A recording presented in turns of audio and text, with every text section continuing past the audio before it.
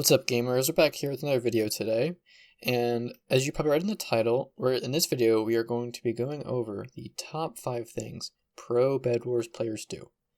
This list is not in any particular order, it's just 5 things that I struggled with when I was a beginner that now that I'm a pro block gamer, I do all the time.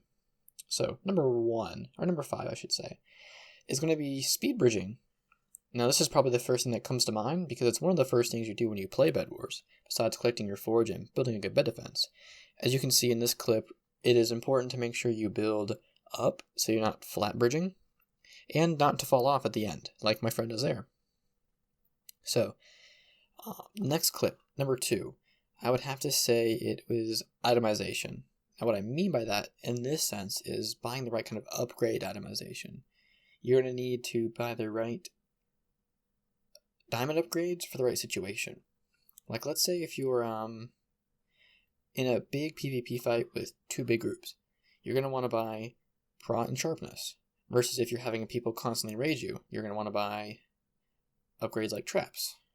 Now, in this clip, don't be this guy. Don't be the one who buys the Molten Forge. We've all done it. We were all new at one time. Molten Forge is not worth it. So, spot number 3.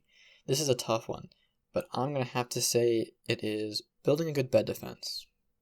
And a lot of people just like to throw down some wool. I don't think it's quite good enough, personally. I used to do it. I used to make a box around my bed, and it would get destroyed.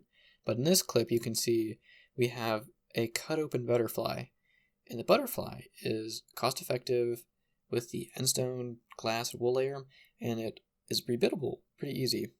It doesn't take a lot of stuff to redo this bed defense. If someone does drop a TNT, most likely it'll just destroy the wool, and if you can kill them before they break any endstone, you'll be in a really good place.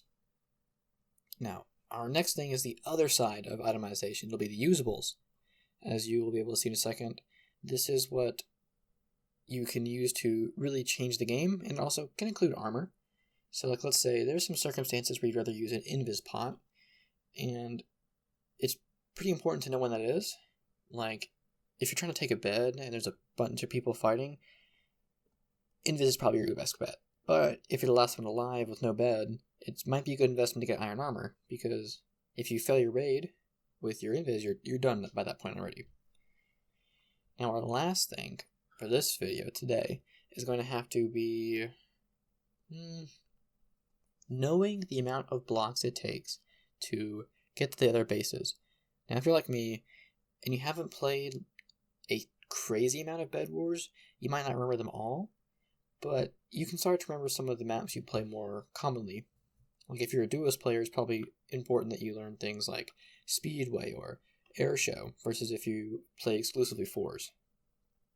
It's pretty good to know because it can stop other teams from coming to your base or using your bridge to come to your base because you didn't build enough blocks and you lagged off the edge, because let's be honest, that's exactly what's going to happen. Well, thanks for tuning in today, guys, and I hope you all have a wonderful day. Hit that subscribe and like button if you enjoyed. I will see you tomorrow with another video. Goodbye.